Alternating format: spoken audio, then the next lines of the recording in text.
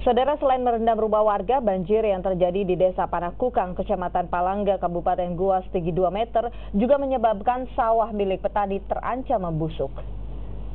Sawah milik petani yang siap panen ini terancam membusuk dan gagal panen akibat terendam banjir. Mereka khawatir tidak bisa memanen padi pada waktunya lantaran banjir tak kunjung surut. Salah seorang petani di Desa Panakukang, Kabupaten Goa, Sulawesi Selatan mengaku sawah miliknya terendam banjir seluas 1 hektar.